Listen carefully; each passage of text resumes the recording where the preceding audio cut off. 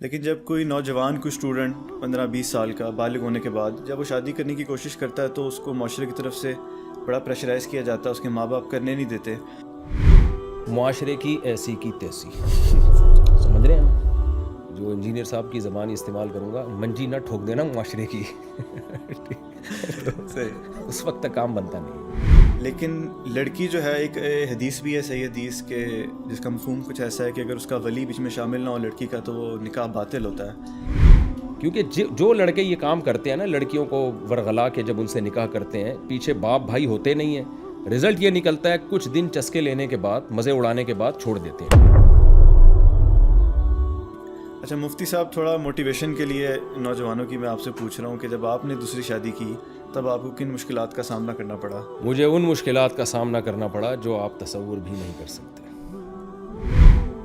اچھا مفتی صاحب، اکثر لوگ کہتے ہیں کہ جی بڑا مشکل ہوتا ہے انصاف کرنا، انصاف نہیں ہو سکتا 2 شادیوں میں، آپ نے تو ماشاءاللہ 4 کی ہوئی ہیں، تو یہ مینیج کیسے آپ کر پاتے ہیں ان کو؟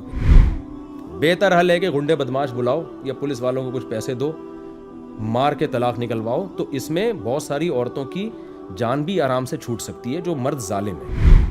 السلام علیکم and welcome back to my YouTube channel.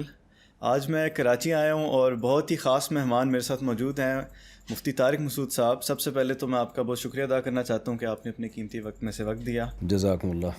آج آپ سے میں مختلف سوالات پوچھوں گا آپ کی زندگی کے بارے میں بھی اور جو آج کل مسائل چل رہے ہیں دنیا کے اندر بھی، تاکہ ہمارے جو ویورز ہیں اس سے فائدہ اٹھائیں۔ تو سب سے پہلے تو آپ بتائیں کہ آپ عمرے سے بھی سنا واپس آئیں، آپ کا کیسا سفر گزرا؟ عمرے کا سفر تو الحمدللہ اچھا ہی ہوتا ہے، اللہ کے گھر کی زیارت۔ میں جب 2013 میں فرسٹ ٹائم حج پہ گیا تو مجھے تصور بھی نہیں تھا کہ دوبارہ کبھی میرا یہاں آنا ہوگا، کہ پتہ نہیں دوبارہ موقع ملے نہ ملے۔ تو میں نے اللہ تعالیٰ سے بہت زیادہ دعا مانگی وہاں کہ اللہ بار بار اپنے گھر کی زیارت نصیب فرما۔ اس وقت دعا مانگتے ہوئے خیال ہوتا تھا کہ یار کہاں یہ موقع ملے گا، لیکن ہم نے کہا دعا تو مانگنی چاہیے، لیکن الحمدللہ وہ دعا قبول ہوتی نظر آئی ہے، بار بار الحمدللہ اللہ کے گھر کی زیارت کی توفیق مل رہی ہے الحمدللہ۔ الحمدللہ، سب کو اللہ اپنے گھر بلائیں۔ اچھا مفتی صاحب، آپ کا جو بچپن ہے وہ کہاں گزرا، آپ پیدا کہاں ہوئے؟ تھوڑا سا اپنے چائلڈہڈ کے بارے میں بتائیے۔ یہ سوال ویسے تو بہت پرانا ہو گیا میرا خیال ہے، اب تو سب کو پتہ چل گیا میں کہاں پیدا ہوا۔ یہ تو کتنی بار پوچھا گیا ہے۔ میری پیدائش سرگودا میں ہوئی تھی۔ ہم لوگ ہیں شروع سے کراچی کے ہی، لیکن جو میری والدہ ہیں اور والد صاحب یہ مائیگریٹ کر کے انڈیا سے آئے تھے کراچی، لیکن والدہ نانا میرے چونکہ وہاں تھے، ایئر فورس میں تھے، تو وہ سرگودا میں ایئر فورس کا بیس ہے نا، تو وہ وہاں چلے گئے تھے۔ تو چونکہ ریلیٹیو بہت ہیں سرگودا میں، تو میری پیدائش وہاں ہوئی ہے، لیکن پلا بڑا میں سارا کراچی میں ہی ہوں، یہیں اسکولوں میں پڑھا، یہیں کے ماحول میں، تبھی کراچی والی اسٹائل ہے ہمارا، اور زبان بھی ہماری کراچی والی ہے۔ صحیح۔ تو بچپن ہمارا جو گزرا وہی شرارتوں میں گزرا۔ گھرانہ ہمارا دینی تھا، لیکن شرارتوں میں ہی گزرا زیادہ ٹائم، کرکٹ میں، اور لٹو بھی کھیلتے تھے ہم، مارم پیٹی بہت کھیلا ہے۔ صحیح۔ تو آپ کی تعلیم وہ کراچی سے آپ نے مکمل کی؟ ہاں، میٹرک بھی، اور ایس ایم سائنس کالج ہے یہ ادھر ٹاور سے تھوڑا آگے جاتے ہیں نا صدر کی طرف، ایس ایم سائنس کالج ہے، یہاں سے انٹر تک یہاں سے پڑھا ہے۔ ٹھیک۔ تو کیا شروع سے ہی آپ کا یہ مائنڈ تھا کہ آپ نے جو ہے ایک عالم بننا ہے؟ دیکھیں، میرے والد صاحب کا یہ مائنڈ تھا کہ میں اپنے بچوں کو عالم بناؤں گا۔ میرے والد صاحب چونکہ یو پی سہارنپور سے تعلق تھا، وہاں بڑے بڑے علماء، مظاہر علوم میں بڑے بڑے علماء گزرے ہیں، میرے والد صاحب نے الحمدللہ ان کی صحبت اٹھائی۔ تو جب انڈیا پاکستان الگ الگ ہوئے ہیں تو ہماری بہت زمینیں تھیں، بڑی جائیدادیں تھیں سہارنپور میں، تو وہ سب چھوڑنی پڑیں، والد صاحب ادھر آ گئے، بے روزگار ہو گئے، تو مجبوراً والد صاحب کو پاکستان نیوی جوائن کرنی پڑی۔ پھر وہ عالم نہیں بن سکے، ان کا حفظ کر لیا تھا انہوں نے، شوق تھا، لیکن وہ شوق پورا نہیں ہو سکا۔ تو ان کی خواہش تھی کہ اپنے بیٹوں کو عالم بنائیں، تو سب سے پہلے میرے بڑے بھائی کو انہوں نے مدرسے میں داخل کیا عالم بنانے کے لیے۔ تو کوئی ایسے جلات قسم کے قاری ملے جو اتنا مارتے تھے، اتنا کوٹتے تھے کہ بس وہ قصہ مختصر بھائی پڑھ نہیں پائے وہاں۔ تو پھر میرے بڑے سے جو چھوٹے بھائی ہیں ان کو مدرسے میں داخل کیا، پہلے قرآن حفظ کیا انہوں نے، ماشاءاللہ بڑا اچھا قرآن حفظ کیا، میں نے انہی سے قرآن پڑھا ہے اپنے بڑے بھائی سے۔ پھر ان کو مدرسے میں جب داخل کیا تو ان کا جو مدرسے کا پہلا دن تھا تو مدرسے والے نے بولا کہ یہ کالر جو ہے آپ کاٹ کے آئیں گے، ٹھیک ہے, نہیں کرتا ہوگا سادہ. ان کو بہت برا لگا یار یہ کیا اسٹائل ہے یار, وہ بھی نہیں پڑھے. جب میرا نمبر آیا تو پھر والد صاحب نے سوچا کہ 2 بیٹوں کا تجربہ ہو چکا ہے, ناکام تجربہ, تو اب اس کو میں نے دنیا داری میں لگانا ہے. اور پلان یہ تھا کہ پاکستان نیوی میں بھیجوں گا. CDC بنی ہوئی تھی والد صاحب کی نا, جو شپ جوائن کرنے کے لیے. اچھا مجھے شوق تھا دنیا گھومنے کا. صحیح. اکثر ہم کارساز کے قریب سے گزرتے تھے تو join the navy see the world یہ لکھا ہوتا تھا. صحیح. پاکستان نیوی جوائن کریں اور دنیا دیکھیں. میرے والد صاحب نے پوری دنیا دیکھی تھی. والد صاحب بتاتے تھے میں چین اور آسٹریلیا کے علاوہ, میرے دل میں بہت زیادہ مجھے پاکستان نیوی میں جانے کا شوق تھا, دنیا دیکھنے کے لیے, دنیا گھومنے کے لیے. تو لیکن ہوا یہ ہے کہ والد صاحب کا بھی خیال تھا کہ بھائی چلو. تو ہمارے محلے میں تبلیغی جماعت آئی, مفتی احمد ممتاز صاحب, اللہ ان کی عمر میں برکت دے, پٹھان مولانا تھے. بڑا کڑک بیان کیا انہوں, ابھی بھی تھے کیا ہیں الحمدللہ, بڑا کڑک بیان اب بھی بہت کرتے ہیں, کڑک بیان کرتے ہیں, بہت سخت. تو وہ تبلیغی جماعت میں آئے تھے. تو تبلیغ کا کام ہمارے علاقے میں بہت تھا. میرے والد صاحب ہمارے علاقے کے ذمہ دار تھے تبلیغ کے. تو ان کا میں نے بیان سنا, مفتی احمد ممتاز صاحب دامت برکاتہم کا, تو بڑا مجھے ان کا بیان اچھا لگا. میں بیٹھ گیا ان کے بیان میں, ان سے میری دوستی ہو گئی. انہوں نے تبلیغ والوں کی طرح میرا بڑا اکرام کیا. مجھے یاد ہے پیپسی پلاتے تھے اور ہدیہ بھی دیا کرتے تھے. اور مجھے انہوں نے گھیرا, ٹھیک ہے نا, اور انہوں نے مجھے کہا کہ تم جو ہے عالم بنو. ان کے الفاظ تھے کہ بھائی ان کا خیال تھا, اچھا گمان تھا میرے بارے میں کہ ذہین بچے مدارس کی طرف کم آتے ہیں, آپ بہت ذہین ہو, آپ مدرسے کی طرف آؤ. میرا موڈ نہیں تھا, مجھے وہ گیٹ اپ ہی اچھا نہیں لگتا تھا مولانا لوگوں کا, ٹوپی شلوار. اپنے دماغ خراب ہو چکا تھا ہمارا اس وقت تک کالج کی لائف میں. وہ میرے والد صاحب کے پیچھے پڑ گئے. والد صاحب نے بھی کہا نہیں بھائی 2 کا تجربہ ہو چکا ہے, اس کو نہیں بھیجنا. لیکن وہ اللہ ان کی عمر میں برکت دے, میں تو بڑی دعائیں کرتا ہوں. یعنی مجھے نہیں یاد کہ شاید کبھی دعا کا ناغہ کیا ان کے لیے میں نے. تو وہ بہت محبت سے مجھے لے آئے. حضرت مفتی رشید احمد صاحب دارالفتاء والارشاد ناز آباد میں مدرسہ تھا, وہاں لے آئے اور مجھے داخل کر دیا انہوں نے. میں بھی ہو گیا, میں نے کہا چلو یار اب کشتیاں جلاتے ہیں. تو 2 سال تو میں بہت روتا تھا چھپ چھپ کے, ٹھیک ہے نا, دل نہیں لگتا تھا مدرسے میں. اتنی بڑی قربانی تھی کہ آپ کی سوچ ہوگی.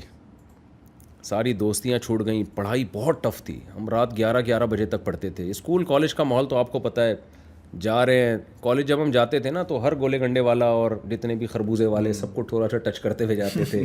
کلاس میں لیٹ پہنچ رہے ہیں, پھر پہلے نکل رہے ہیں, گھوم رہے ہیں, پھر رہے ہیں. کالج کی جو لائف ہوتی ہے وہاں تو پڑھنا پڑ رہا تھا.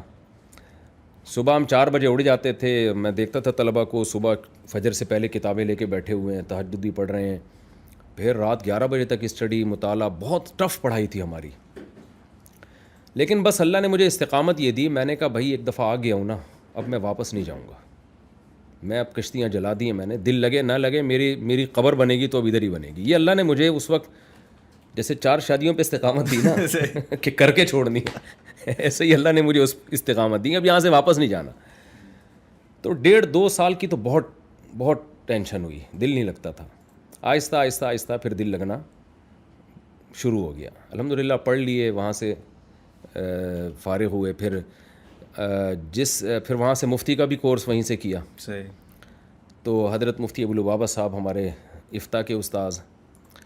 تو پھر مفتی محمد صاحب ہیں ہمارے شیخ الحدیث جامعۃ الرشید کے, ان کی نگرانی میں 20 سال میں نے پھر فتوے کا کام سیکھا ہے. فتوے کا کام 20 سال سے میں, بلکہ اب تو 23 سال ہو گئے مستقل کر رہا ہوں اور ٹیچنگ بھی کر رہا ہوں.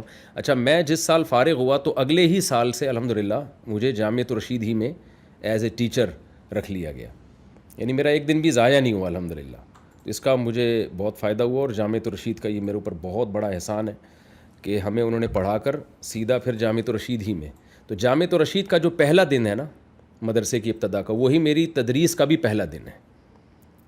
تو اس وقت سے میں 23 سال سے الحمدللہ جامعۃ الرشید میں پڑھا بھی رہا ہوں اور وہاں فتویٰ وغیرہ کا کام بھی کر رہا ہوں. اچھا میرے والد صاحب پھر بڑے خوش ہوئے تھے. شروع میں تو وہ مجھے سمجھاتے رہے کہ بیٹا یہ تمہارے بس کا نہیں ہے, 2 کا تجربہ کر چکا ہوں, بہت مشکل ہے. بس میں نے کہا میں اب جا رہا ہوں. تو والد صاحب خوش تو تھے لیکن ان کو ڈر یہ تھا کہ چھوڑ نہ دے بیچ میں, کہیں کا نہیں رہے گا. تو میرے والد صاحب نے اور میرے بڑے بھائیوں نے میرے ساتھ بہت تعاون کیا. بڑے بھائی عالم تو نہیں بنے, لیکن جب میں مدرسے میں پڑھتا تھا تو مجھے جیب خرچی ٹھیک ٹھاک ملتی تھی. تو ہمارے کلاس فیلو سمجھتے تھے کوئی بڑا لینڈ لارڈ ہے یہ، ٹھیک ہے نا. انہوں نے مدرسے میں آپ کو پتہ ہے غریب طلبہ کے لیے کھانا فری ہوتا ہے، لیکن میرے والد صاحب نے، ہمارے بھائیوں نے میرے کھانے کے پیسے بھی دیے کہ بھائی ہم فری میں نہیں پڑھیں گے، کھانے کے پیسے ہم دیں گے. تو بڑے بھائیوں نے اتنا تعاون کیا، ہر مہینے جیب خرچی دیتے تھے اور والد صاحب بھی دیتے تھے. تو ہم لسی پی رہے ہیں، کبھی جا کے برگر کھا رہے ہیں، کبھی یعنی اچھا. مدرسے میں ٹینشن یہ تو تھی پڑھائی کی، اور وہ سارا ماحول چھوٹ گیا، لیکن الحمدللہ ویسے کوئی ہمیں اکنامکلی کوئی پرابلم نہیں ہوئی. صحیح. نہیں، آپ کی یہ بات سن کے میں یہی سوچ رہا ہوں کہ اللہ تعالیٰ نے کوئی تقدیر کسی کے لیے لکھی ہو تو انسان کو شروع میں بری وہ چیز لگ رہی ہوتی ہے، لیکن دیکھیں آج اللہ نے آپ کو مقام دیا ہے، لاکھوں لوگ آپ کو سنتے ہیں، فائدہ اٹھاتے ہیں. اچھا مفتی صاحب، سود ایک ایسی لعنت ہے، اللہ تعالیٰ نے بھی اس کے خلاف قرآن میں بھی بتایا کہ اللہ اور اللہ کے رسول سے جنگ کرنا ہے، سود میں لین دین کرنا ایسے ہے. لیکن ہمارا جو ملک ہے پاکستان، کہتے تو ہیں کہ اسلام کے نام پہ بنا ہے، لیکن ابھی بھی اس میں جو ہے اکثریت جو بینکنگ سسٹم ہے وہ سود پہ ہے. تو اس کا کیا حل ہے؟ یہ کس طرح ختم کریں گے؟ دیکھیں پاکستان میں جہاں بہت ساری چیزیں بری ہیں نا، کچھ اچھی بھی ہیں. جب آپ دنیا میں ٹریولنگ کرتے ہیں نا تو پھر آپ کو پاکستان کی قدر ہوتی ہے. اسلامی لحاظ سے پاکستان اس وقت باقی دنیا کے کنٹریز کی نسبت بہت اچھا ہے. آپ عرب کنٹریز میں جائیں، وہاں آپ سودی بینکاری کے خلاف آواز نہیں اٹھا سکتے، بادشاہ سلامت جو کہیں گے وہ ہوگا. پاکستان میں آئین جو ہے نا، آئین کی جو شق ہے کہ قرآن و سنت کے خلاف کوئی قانون بن نہیں سکتا، یہ بہت ہمیں سپورٹ کرتی ہے. لیکن ہم نے اس آئین کی اس شق سے پراپر فائدہ نہیں اٹھایا. تو یہ الحمدللہ یہ چند سال پہلے حضرت مفتی رشید احمد صاحب جو ہمارے شیخ تھے، مولانا یوسف بن نوری رحمۃ اللہ علیہ جو بنوری ٹاؤن کے تھے، مفتی محمد شفیع صاحب جو حضرت مفتی تقی صاحب کے استاذ ہیں، یہ اور بہت سارے علماء کا اجلاس ہوا تھا کہ پاکستان سے سودی بینکاری کا خاتمہ کیسے کیا جائے. تو اس کے لیے انہوں نے کہا کہ آپ ایک آلٹرنیٹ ہمیں نظام دیں کہ سود کے خلاف کوئی آلٹرنیٹ جو اسلامک بینکاری ہو. تو علماء نے اس وقت ایک ڈھانچہ بنا کے دیا، بڑی محنت کی. وہ ایس الفتاویٰ میں مفتی رشید احمد صاحب کے جو فتاویٰ کی کتاب ہے اس میں پورا وہ ڈھانچہ لکھا ہوا ہے. وہی ڈھانچہ آج پوری دنیا میں اپلائی کیا گیا ہے، جس میں حضرت مفتی تقی صاحب کا بہت بڑا کردار ہے. اور اس پہ جب ایک لیگل وے میں محنت ہوئی ہے، نعرے بازی نہیں، ایک قانونی طریقے سے محنت ہوئی ہے، تو سعودی عرب میں اور دبئی میں اور پوری دنیا میں، پاکستان میں تو بہت الحمدللہ اس پہ کام ہوا. اور کم از کم اتنا ہو گیا کہ ایک اسلامی بینکاری وجود میں آ گئی. یہ بھی بہت بڑا ایک کام تھا کہ چلو یار جس نے سود میں منہ مارنا ہے نا وہ ادھر جائے. جیسے میں لوگوں سے کہتا ہوں یہ کو ایجوکیشن آپ ختم نہیں کر سکتے تو کم از کم لڑکیوں کے لیے الگ کالج تو بنا دینا، تاکہ جو لڑکی پردے کے ماحول میں پڑھنا چاہتی ہے اس کے پاس آپشن تو ہونا. اب تو آپشن ہی نہیں ہے. تو علماء کی محنت سے الحمدللہ اس میں سیاسی جماعتوں کی بھی محنت تھی، اور اس کے نتیجے میں اسلامک بینکاری وجود میں آئی، جو میزان بینک ہے، بینک اسلامی اور بہت سارے بینک. اور پھر جب سپریم کورٹ میں کیس کیا گیا، حضرت مفتی تقی عثمانی صاحب اس وقت سپریم کورٹ کے جج تھے، تو یہ کیس بالکل آخری مراحل میں گزر رہا تھا، اور سب کو امید ہو گئی تھی کہ اب پاکستان میں سودی بینکاری بالکل جڑ سے ختم ہو جائے گی. لیکن فوجی عامر تھا جنرل مشرف، جس نے بہت پاکستان کا بیڑا غرق کیا ہے، تو اس نے کیا کیا کہ بالکل ایک اللیگل کام کیا اور مفتی تقی صاحب کو عین وقت پہ برطرف کر دیا، اور پھر اپنی مرضی کا وفاقی شرعی عدالت میں جج لا کے بٹھا دیا، اور وہ پینڈنگ میں چلا گیا معاملہ. ورنہ اگر یہ جنرل مشرف نہ ہوتا، جمہوری حکومت ہوتی، تو پاکستان سے سودی بینکاری اب تک ختم ہو چکی ہوتی. اس کے بعد دوبارہ محنت ہوئی ہے. اب الحمدللہ سیاسی تنظیمیں ہیں، تنظیم اسلامی کی محنت بھی، شجاع الدین شیخ صاحب ہو گئے، اور علماء کی محنت بھی، جماعت اسلامی کی محنت، سب لوگ اس میں شریک ہیں، کسی ایک کو کریڈٹ نہیں جاتا. لیکن علماء کا یہ ایک بہت بڑا کردار ہے کہ انہوں نے آلٹرنیٹ بڑا شاندار پیش کیا ہے جو قابل عمل بھی ہو. کیونکہ میں نے یہ بہت پڑھا ہے بینکاری کو، میں بینکوں میں بھی گیا ہوں، اور ہم نے تو ایک سال اسی پہ محنت کی ہے. تو ہمیں علماء کی جو اس میں کردار رہا ہے نا، اس کو آج لوگ اپریشیٹ کرتے نہیں ہیں جس طرح سے کرنا چاہیے، اور پوری دنیا نے مانا ہے اس کو. تو وہ معایر بنے، اس پہ اتنی موٹی موٹی کتابیں لکھی گئی ہیں. تو اب یہ ہے کہ سپریم کورٹ میں اب یہ چلا ہے، اور الحمدللہ سپریم کورٹ نے، وفاقی شرعی عدالت نے بھی جو سپریم کورٹ کو پابند کیا ہے اور گورنمنٹ کو پابند کیا ہے. اب گورنمنٹ کا کام ہے الحمدللہ. اس سپریم کورٹ کی طرف سے جب سودی بینکاری کے خلاف لا پاس ہوا ہے، تو اس سے کم از کم یہ تو ہو گیا کہ جتنے بھی سودی بینک ہیں نا، ان کو اپنا مستقبل خطرے میں نظر آ رہا ہے، لہذا وہ اسلامک ونڈوز کھولنے پر مجبور ہو گئے ہیں. تو یہ بھی ایک اچھی بات ہے. پوری دنیا کفر کے یعنی سودی نظام میں جکڑی ہوئی ہے، تو اگر ہم اس میں، ایسا تو نہیں ہوتا نا کہ فوراً ایک دم سارا نظام الٹ جائے، لیکن ایک اچھے ٹریک پر الحمدللہ بینکاری چل پڑی ہے. صحیح. آج سے کچھ عرصے پہلے انجینئر محمد علی مرزا کے چینل پہ ایک اسٹرائک آئی تھی اور ہم نے دیکھا کہ آپ نے ایک بڑا اس میں پازیٹیو کردار ادا کیا اور ہیلپ کی اسٹرائک اتارنے میں. تو اس کی کیا وجہ تھی؟ آپ چاہتے تو لگی رہتی اسٹرائک, یا چاہتے تو چینل بھی شاید ریموو کروا دیتے. تو وہ دیکھیں, ایک تو اسٹرائک میں نے نہیں دی تھی, نہ مجھے پتا تھا اس اسٹرائک کا. تو وہ نادر علی کا فون آیا کہ وہ انجینئر علی مرزا صاحب کے چینل پہ اسٹرائک لگی ہے, آپ کیا کر سکتے ہیں. میں نے کہا اللہ کی قسم مجھے نہیں پتا کہ اسٹرائک لگائی ہے, کسی نے دی ہے. تو انہوں نے کہا آپ کچھ کر سکتے ہیں. چونکہ وہ میری ویڈیو ہی کی بیس پہ اسٹرائک لگی تھی, تو میں نے جو امریکہ میں ہمارے ایڈمن ہیں ان سے رابطہ کیا. تو انہوں نے کہا میں دیکھتا ہوں کوئی اس میں اگر, کیونکہ ویڈیو میری تھی جس بیس پہ اسٹرائک ماری گئی تھی, تو اگر اس میں یوٹیوب میں کوئی ایسی پالیسی ہوئی کہ ہم اسٹرائک رکوا سکتے ہیں تو رکوا لیں. تو انہوں نے کوشش کی, الحمدللہ وہ اسٹرائک ریورس ہو گئی. تو اس کا مقصد یہی تھا کہ ہمیں کسی سے نہ دشمنی لینی ہے بھائی, نہ کوئی پھڈے بازی کرنی ہے, اور نہ ہمیں کسی کی ذاتیات یا کسی کے چینل سے کوئی تکلیف ہے. تو میں تو انجینئر علی مرزا سے شروع سے ہی, جو میری جب ان سے بحث شروع ہوئی نا شروع میں, تو ہمیشہ یہی کہ ایک چیز کو علمی ہی انداز میں رہنے دینا چاہیے. لیکن آپ کی تو بڑی دوستی ہے ان سے, ان کا اسٹائل ایسا ہے کہ وہ جان کر اس کو پھڈے کی طرف لے کر گئے ہیں, ٹھیک ہے نا. تو ہمارا تو شروع سے ہی, جب نادر علی سے میری فرسٹ ٹائم ملاقات ہوئی نا, تو نادر علی نے مجھے کہا کہ میں آپ کی انجینئر علی مرزا سے ملاقات کروانا چاہتا ہوں, اور مسائل پہ بحث نہیں کیجیے گا. میں اس پہ ایگری ہوا, اور میں نے کہا ٹھیک ہے جی, سموسے پکوڑوں کا تبادلہ ہوگا, بیٹھیں گے گپ شپ لگائیں گے. میرا مقصد یہ تھا کہ میں آرام سے محبت سے ان سے کچھ سوالات بند کمرے میں کروں گا. بھائی یہ اگر آپ کو اشکال ہے تو اس کا یہ جواب ہے. بہت سی چیزیں تمیز سے بھی حل ہو سکتی ہیں. بالکل ضروری نہیں ہوتا کہ سوشل میڈیا پہ لا کے ایک دوسرے پہ کیچڑ ہی اچھالا جائے. تو میری نیت یہی تھی, اگر مجھ میں غلطی ہوگی تو میں اس کو بھی ایکسیپٹ کروں گا, لیکن ایک کام آرام سے بند کمرے میں ہو جائے, عوام کے سامنے تماشا نہ بنے.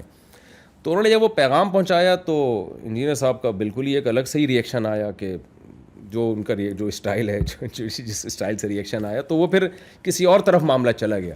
پھر وہ ایک مناظرہ, اور پھر ہم جہلم, اور وہ سارے واقعات بیچ میں ہوئے. تو بتانا یہی مقصد تھا کہ بھائی ہمارا جو ہے وہ علمی ہی ایک اسٹائل رہنا چاہیے, اور اس میں عوام جو ہے نا, عوام یہ نہیں فرق کرتی کون عالم ہے, کون انجینئر ہے, کون کیا ہے. عوام یہ دیکھتی ہے دو مذہبی اسکالر ہیں اور مرغوں کی طرح لڑ رہے ہیں آپس میں, تو یہ نہیں ہونا چاہیے. ہاں جی, مجھے جب پتہ لگا اس کے بارے میں تو آپ یقین کریں کہ میرے دل میں تو اور مزید آپ کی عزت بڑھی, اور مجھے بڑا اچھا لگا کہ اگر آپ چاہتے کوئی دشمنی ایسی ہوتی تو وہ اسٹرائک رہنے دیتے. تو اس کے اوپر آپ کو اپریشیٹ میں کرنا چاہتا ہوں. نہیں, میں نے تو وہ جو قتل پہ فتویٰ آیا تھا نا, اس پہ بھی مجھے خود سے میں نے ریکارڈ کروایا تھا کہ کسی نے فتویٰ دی تھی نا انجینئر علی مرزا کو قتل کر دو. یہ تو یعنی اس میں کوئی یہ نہیں ہے کہ کوئی کسی کو خوش کرنے کے لیے, یہ تو شرعاً بھی جائز نہیں ہے نا. تو قتل و غارت اور بات بات پہ پھڈے بازیوں پہ کفر کے فتوے لگانا, یا گولی سے اڑا دو, بم سے اڑا دو, یہ جاہلوں کے کام ہوتے ہیں. یہ تو مجھے اس لیے ریکارڈ کروانا پڑا وہ, کہ مجھے پتا تھا کہ میں جب یہ بات کروں گا تو وہ زیادہ سنی جائے گی, ورنہ کوئی انجینئر صاحب کے کوئی فین اگر یہ بات کرتے تو شاید اس کو اتنی ویلیو نہ دی جاتی ہے. تو ہمارے اساتذہ نے بھی مشورہ کیا کہ آپ کو فوراً اس پہ ریکارڈ کروانا چاہیے. میں لیٹا ہوا تھا, مجھے اتنی سخت کالیں آئیں اپنے ٹیچرز کی طرف سے کہ بھائی آپ فوراً کرو, آپ کی بات سنی جائے گی. تو میں اٹھا, میں نے باقاعدہ کیمرے بھی نہیں, وہ موبائل سے ہی کھڑے ہو کے ریکارڈ کروایا کہ بات جلدی چلائیں ہم. صحیح. اچھا, ایک اور مسئلہ آج کل نوجوان فیس کرتے ہیں.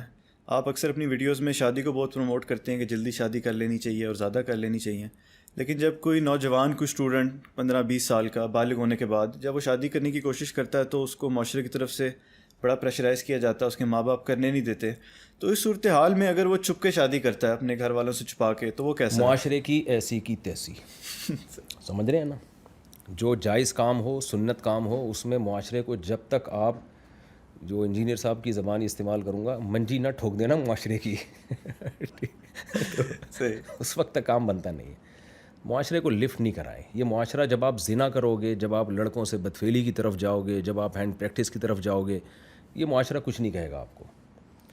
تو جب صحیح کام, غلط کام کرتے ہوئے آپ کسی سے نہیں پوچھتے نا, تو صحیح کام اللہ نے آپ کو اجازت دی ہے, ہمیں خدا کی طرف سے پرمیشن ہے, تو بس ہم کریں گے. بھائی ماں باپ کو منائیں گے, محبت سے مان جائیں ٹھیک ہے, نہیں مانتے تو کوئی. میں تو لوگوں سے کہتا ہوں یار, جب آپ کے ابا آپ کو شادی سے روکیں تو ان سے کہا کرو کہ ابا, آپ کے ابا نے آپ کو میرا ابا بننے سے نہیں روکا, تو آپ مجھے کسی اور کا ابا بننے سے کیوں روک رہے ہو؟ ٹھیک ہے نا. تو یہ انسان کا بنیادی حق ہے اور اس کو کر لینا چاہیے. چلیں, لڑکا تو کر لے گا شادی, لیکن لڑکی جو ہے, ایک حدیث بھی ہے صحیح حدیث کے, جس کا مفہوم کچھ ایسا ہے کہ اگر اس کا ولی بیچ میں شامل نہ ہو لڑکی کا, تو وہ نکاح باطل ہوتا ہے. جی. تو فقہ حنفی تو اس کے بارے میں کچھ اور کہتی ہے کہ وہ جائز اسے کہتی ہے. تو اس کے بارے میں بتائیں کہ یہ کیسے پھر جائز ہو گیا؟ دیکھیں ایما امرأۃ نکحت بغیر اذن ولیہا فنکاحها باطل باطل باطل. پہلے تو میں شرعی مسئلے کی وضاحت کر دوں. حنفیہ کے نزدیک یہ جو حدیث ہے نا یہ علی الاطلاق نہیں ہے. اس حدیث کا مطلب ہے جو عورت بغیر ولی کے نکاح کر لے اس کا نکاح باطل ہے باطل ہے باطل ہے. اس حدیث میں قید لگی ہوئی ہے کہ غیر کفو میں کرے. غیر کفو کا مطلب جو اس کے جوڑ کا نہ ہو، یعنی اپنے سے کمتر میں نکاح کر لے، مالی اعتبار سے، خاندانی اعتبار سے، یعنی جس کو کہتے ہیں نا کہ یہ میچنگ کی شادی نہیں ہے. یہ احناف نے اس حدیث میں یہ قید کیوں لگائی ہے؟ دوسرے دلائل کے پیش نظر. یہ خوب سمجھ لیں. ہمارے ہاں ہوتا یہ ہے کہ ہم جب ایک حدیث کوٹ کرتے ہیں اور پھر کسی مجتہد کا مذاق اڑاتے ہیں، یار دیکھو ان کو تو پتہ ہی نہیں تھا، تو لوگ بدگمان ہوتے ہیں، یار ابو حنیفہ کو آدھی سے زیادہ امت نے فالو کیا، ان کو اس حدیث کا نہیں پتہ تھا. تو خوب سمجھ لیں جب بھی کوئی مجتہد کسی حدیث کو میں تعویل کرتے ہیں نا تو دوسری کسی حدیث کی بیس پہ کرتے ہیں یا قرآن کی آیت کی بیس پہ. اب قرآن مجید سے ہمیں نہیں پتہ چلتا کہ اللہ تعالیٰ نے عورت کی شادی کے لیے ولی کی اجازت کی شرط لگائی ہو. حتیٰ تنکح زوجا غیرہ سورہ بقرہ میں ہے کہ عورت کو 3 طلاقیں ہوں تو جب تک کہیں اور نکاح نہیں کر لیتی تو دوبارہ اس پہلے مرد سے نکاح نہیں کر سکتی. تو وہاں اللہ نے ڈائریکٹ عورت کی طرف نسبت کی ہے کہ وہ خود نہیں نکاح کر لیتی. اور بھی بہت ساری آیتیں ہیں اس میں، چونکہ یہ ٹاپک نہیں ہے تو میں اس لیے طول نہیں دے رہا. بخاری مسلم کی حدیث ہے کہ ایک صحابیہ نبی کی خدمت میں آئی، عرض کیا یا رسول اللہ میں آپ سے نکاح کرنا چاہتی ہوں. تو آپ نے منع کر دیا. تو ایک اور صحابی بیٹھے تھے، انہوں نے کہا یا رسول اللہ میرا نکاح کر دیں. تو آپ نے فرمایا زوجتکھا بما معک من القرآن، کہ میں نے ان کا تم سے نکاح کر دیا، جو تمہیں قرآن یاد ہے ان کو پڑھا دینا. وہ تو وہاں تو نبی نے نہیں پوچھا کہ تمہارے ولی یعنی تمہارے والد یا تمہارے بھائی کہاں ہیں. تو ایسے اور بھی واقعات ہمیں ملتے ہیں. تو ساری حدیثوں کو سامنے رکھ کے فیصلہ کیا جاتا ہے. تو اس لیے احناف کا موقف یہی ہے اور جو بڑا مضبوط موقف ہے کہ لڑکی ولی کی اجازت کے بغیر اگر غیر کفو میں کرے گی تو نکاح ہوگا ہی نہیں، اس میں ولی کی اجازت ضروری ہے. لیکن اگر جوڑ کا رشتہ ہے تو پھر ولی کے کو حق نہیں ہے کہ وہ روکے اس سے. ولی کو حق نہیں ہے کہ اس سے روکے، کیونکہ یہ عورت کا بھی ایک بنیادی حق ہے نا کہ اس کو بھی تو نکاح کی ایک لائف گزارنی ہے. نبی صلی اللہ علیہ وسلم کی کتنی احادیث ہیں، لن تری للمتحابین مثل النکاح. ایک صحابی کا انتقال ہوا تو انہوں نے انتقال سے پہلے اپنے بھائی کو ولی بنا دیا اپنی بیٹی کا کہ میرے مرنے کے بعد تم نے اس کا نکاح کرنا ہے. جب وہ بچی قریب البلوغ ہوئی ہے تو ولی نے نکاح کر دیا حضرت مغیرہ ابن شعبہ سے، جو بڑے مالدار بھی تھے، لیکن بچی پسند کرتی تھی غریب صحابی کو. تو آپ صلی اللہ علیہ وسلم نے ان کے ولی کی بات نہیں مانی، بلکہ جہاں بچی چاہ رہی تھی آپ نے وہاں ان کا نکاح کرایا، حالانکہ ولی کہیں اور نکاح کر رہے تھے ان کا. اور حضرت مغیرہ ابن شعبہ تو کتنی جنگوں میں نبی کے ساتھ شریک رہے ہیں اور مالدار بھی تھے، تو کفو اور غیر کفو کا تو مسئلہ ہی نہیں تھا. لیکن اس کے باوجود آپ صلی اللہ علیہ وسلم نے ان کا نکاح غریب صحابی سے کروایا. اور ایسے موقع پہ آپ نے فرمایا لن تری للمتحابین مثل النکاح. صحیح حدیث ہے کہ 2 محبت کرنے والوں میں نکاح سے بہتر کوئی چیز نہیں ہو سکتی. اب مسئلہ یہ ہے کہ جب لڑکیاں، شرعی مسئلہ تو میں نے آپ کو بتا دیا نا کہ اگر وہ کفو میں نکاح کرتی ہے ولی کی اجازت کے بغیر، ہمارے نزدیک نکاح منعقد ہو جاتا ہے. لیکن اس کو ہم اپریشیٹ نہیں کرتے. وجہ اس کی یہ کہ اس کا یہ نقصان ہوتا ہے کہ لوگ لڑکیوں کے جذبات سے کھیلتے بھی ہیں. اس لیے ہم فتویٰ عام طور پر احتیاط کی بیس پہ جمہور ہی کے قول پہ دیتے ہیں. ہمارے پاس جب کوئی آتی ہے نا لڑکی، کوئی 17-18 سال کی، میرے ابا راضی نہیں ہے میں اس سے شادی کرنا چاہتی ہوں، کبھی اس کو اپریشیٹ نہیں کرتے. وجہ اس کی یہ کہ اس شخص پہ ہمیں بھروسہ نہیں ہے. کیونکہ جو لڑکے یہ کام کرتے ہیں نا، لڑکیوں کو ورغلا کے جب ان سے نکاح کرتے ہیں، پیچھے باپ بھائی ہوتے نہیں ہیں. رزلٹ یہ نکلتا ہے کچھ دن چسکے لینے کے بعد، مزے اڑانے کے بعد چھوڑ دیتے ہیں ان کو. میرے پاس یہاں کتنے کیسز آ چکے ہیں، لڑکا لڑکی بھاگ کے ہمارا نکاح پڑھا دے. میں نے اس لڑکی کو سمجھایا، میں نے کہا تم اس پہ کیسے اعتماد کر رہی ہو؟ کل یہ تمہیں چھوڑ دے اور کل تمہارے پیٹ میں بچہ ہو اور ایسے ہی لاوارث چھوڑ کے چلا جائے، اس بچے کو ایکسیپٹ کرنے کے لیے تیار نہ ہو. تو اس لیے اس کو اپریشیٹ نہیں ہے. امام ابو حنیفہ نے بھی اس کو کوئی ترغیب نہیں دی ہے کہ لڑکیاں گھروں سے بھاگ کے شادیاں کیا کریں. وہ ایک ان کا قول ہے، ایک فتویٰ ہے. تو ضرورت کے وقت اس فتوے سے فائدہ اٹھایا جا سکتا ہے. تو ضرورت یہی ہے کہ جس لڑکی کا باپ ذمہ داری نہ نبھا رہا ہو، بھائی ذمہ داری نہ نبھا رہے ہوں، اور ذمہ داری نبھانے کا مطلب یہ ہے کہ لڑکی بالغ ہو گئی، اس کا رشتہ آ رہا ہے، ان کے لڑکی کے بھائی اور باپ دلچسپی نہیں لے رہے کہ نہیں جی ابھی تو ہم نے پڑھانا ہے، ابھی تو یہ کرنا ہے. یا وہ کسی کو پسند کرتی ہے، اس لڑکے میں کوئی عیب نہیں ہے، نہ وہ چرس پیتا ہے نہ وہ ہیروئن پیتا ہے، صرف خاندان الگ ہے اس کا. اس بیس پہ لڑکی کا باپ جناب وہ منہ بنا کے بیٹھا ہوا ہے کہ ہم پٹھان ہیں تو ہم نے پٹھانوں میں دینی ہے، ہم مہاجر ہیں تو ہم نے مہاجروں میں دینی ہے، ہم پنجابی ہیں تو ہم نے پنجابیوں میں دینی ہے. یہ خام خواہ کی ایک پخ لگائی ہوئی ہے اس نے. ایسے موقع پہ پھر یہی کہا جائے گا بھائی یہ غلط ہے، یہ ظلم ہو رہا ہے بچی کے اوپر. ہم اگر شریعت کو فالو کرتے ہیں تو نبی صلی اللہ علیہ وسلم نے بچی کی رائے کو ترجیح دینے کا ہمیں حکم دیا ہے. تو پھر میری یعنی بات کا خلاصہ یہ ہے کہ لڑکی ولی کی اجازت کے بغیر شادی نہ کرے. اس کے نقصانات اور سائیڈ افیکٹ زیادہ ہیں, لیکن جہاں واضح ظلم ہو رہا ہوگا تو پھر بھی ہم یہ نہیں کہتے کہ خود بھاگ کے کر لے, بلکہ ہم کہتے ہیں کورٹ کا راستہ, عدالت کا راستہ اختیار کرے وہ. صحیح. اچھا, ایک شخص اگر دوسری شادی کرنا چاہے, کیا اس کو اپنی پہلی بیوی کی رضامندی ضروری ہے؟ اس کی پہلی نہیں, پہلی بیوی کیوں اجازت دے گی؟ آپ اگر کسی کی بیوی ہوتی یا میں ہوتی تو اجازت دیتے ہم تو کوئی بھی نہیں اجازت دیتے. اللہ تعالیٰ ایسا قانون کیوں بنائیں گے جس میں جو قابل عمل ہی نہ ہو؟ تو اس لیے یہ تو سب عورتوں کے فائدے کے لیے اللہ نے قانون بنایا نا, تو اس میں پہلی بیوی کی رضا ضروری نہیں ہے. ہاں یہ ضروری ہے کہ اس کے ساتھ عدل ہو, انصاف ہو, اس کے حقوق پراپر ادا ہوں. اللہ نے کہا ہے کہ اگر تم اس کے حقوق ادا نہیں کرو گے تو پھر تمہیں اجازت نہیں ہے سیکنڈ میرج کی. ٹھیک. اچھا مفتی صاحب, تھوڑا موٹیویشن کے لیے نوجوانوں کی میں آپ سے پوچھ رہا ہوں کہ جب آپ نے دوسری شادی کی تب آپ کو کن مشکلات کا سامنا کرنا پڑا؟ مجھے ان مشکلات کا سامنا کرنا پڑا جو آپ تصور بھی نہیں کر سکتے. میں ایسا اکیلا ہو گیا تھا کہ بس مجھے ایسا لگ رہا تھا جیسے پتہ نہیں میں نے کوئی نشہ کر لیا ہے یا میں کوئی چرس پیتا ہوا پکڑا گیا ہوں یا ہیروئن پیتا ہوا پکڑا گیا ہوں. یہاں تک کہ جو ہمارے اساتذہ بیچارے مشائخ ہیں, میں ایک ہمارے بزرگ ہیں ان کے پاس جب میں گیا اپنا دکھڑا لے کے کہ مجھے سسرال سے دھمکیاں اور بہت ادھر ادھر, بہت یعنی میرے گھر میں میت کا سما تھا. ایسے لگ رہا تھا کوئی اچانک کسی محبوب کی موت واقع ہو گئی ہے. محلے پڑوس کی خواتین آ رہی تھیں, ہائے ہائے کیا ہو گیا, یعنی بس کیا بتائیں ان کے نا کیا دکھڑے. میں لوگوں سے کہتا تھا اگر میں 40 سال کا ہوتا تو میں ہارٹ اٹیک سے مر چکا ہوتا. یعنی اتنی اسٹریس میں تھا, اتنی ٹینشن میں تھا, اتنا دباؤ تھا میرے دماغ پہ. اور میں نے اچانک نہیں کر لی, میں نے 1 سال سے بتانا شروع کر دیا تھا کہ میں کروں گا, ذہن بنانا شروع کر دیا تھا. اچانک ایسے نہیں کیا کہ کر کے بھانڈا پھوڑ دیا ہو.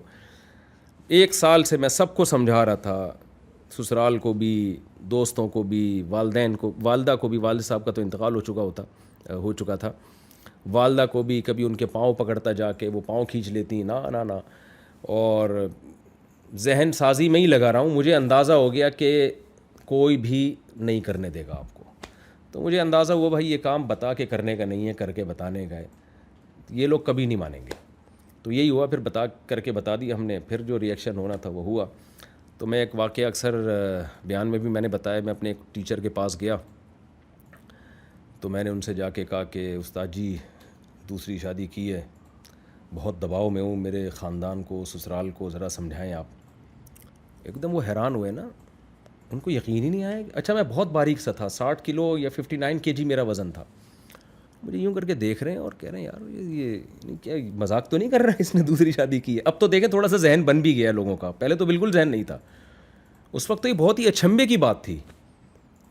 تو انہوں نے مجھے کہا کہ یار واقعی؟ میں نے کہا ہاں. اچھا یہ کہا اور اٹھ کے چلے گئے. میں نے ایک شاگرد کو پکڑا, میں نے کہا استاد جی کو بولو میں آیا ہوں اپنا دکھڑا لے کے, کچھ تھوڑا سا تسلی مجھے بھی دیں اور میرے رشتہ داروں کو بھی. تو وہ گیا اندر اور آیا, مجھے کہنے لگا استاد جی کہہ رہے ٹائم نہیں ہے میرے پاس. اور بات یہ ہوتی ہے کہ اگر یہ سنت ہے تو ہم بیوقوف ہیں جو ایک ایک کر کے بیٹھے ہوئے ہیں. صحیح ہے نا, ہمارے پاس پیسہ بھی زیادہ ہے, ہماری صحتیں بھی اچھی ہیں. تو پھر کہنے لگے اس کو جا کے بولو, بعض لوگ شہد کے چھتے میں ڈائریکٹ ہاتھ ڈال کے شہد نکالتے ہیں اور پھر شکایت کرتے ہیں مکھیاں کاٹ رہی ہیں, اور یہ جا کے شہد کے چھتے میں منہ دے کے شہد پی رہا ہے اور آ کے کہہ رہے کہ مکھیاں کاٹ رہی ہیں. اس سے بولا اب زندگی بھر کے لیے گئے بس. تو یہ ان کی تسلی تھی. خیر انہوں نے بھی ایک ان کا خیال تھا اب جو ہونا تھا ہو گیا بھائی, اب یہ دکھڑے نہیں سناؤ. تو مجھے بڑی تسلی ملی, میں نے کہا لو بھائی اب تو بس یہ ایسا ہی ہے. صحیح. لیکن پھر حالات نارمل ہو گئے الحمدللہ, ایسا نہیں ہے, نارمل ہو گئے سارے تاکہ تسلی مل جائے لوگوں جی کو. ہاں جی, یہ ایسا ہوتا ہے شروع میں, لیکن حلال میں ایسا ہی ہوگا. ٹھیک ہے نا, حلال میں تھوڑی ٹینشن ہے لیکن اس کی برکتیں زیادہ ہیں. حرام میں کوئی ٹینشن نہیں ہے, آپ منہ کالا کریں کچھ بھی نہیں ہوتا, نہ بدنامی ہوتی ہے آج کل, اور نہ بلکہ میں تو جانتا ہوں ایسی خواتین کو بھی, ان کو پتہ ہے ہمارے شوہر زنا کر رہے ہیں, روزانہ عورتیں بدل کے برداشت کر کے بیٹھی ہوئی ہیں. جہاں شادی کی بات کریں تو پھر مسائل کھڑے ہوتے ہیں. لیکن حرام میں آخرت میں اللہ پکڑے گا, دنیا میں بھی سکون برباد کرے گا اور آخرت میں بھی. اچھا مفتی صاحب, اکثر لوگ کہتے ہیں کہ جی بڑا مشکل ہوتا ہے انصاف کرنا, انصاف نہیں ہو سکتا 2 شادیوں میں. آپ نے تو ماشاءاللہ 4 کی ہوئی ہیں, تو یہ مینیج کیسے آپ کر پاتے ہیں ان کو؟ دیکھیں مسائل کا علم ہونا چاہیے, انصاف کرنا مشکل ہے، ناممکن نہیں ہے. ہر کام، کوئی بھی جب آپ کام کریں تھوڑی سی مشکلات تو ہوتی ہیں نا اس میں. تو آپ ایک رات ادھر گزار رہے ہیں، ایک ادھر گزار لیں، ایک ادھر گزار لیں، ایک ادھر، باریاں لگی ہوئی ہوتی ہیں، تو اس میں کیا مشکل ہے.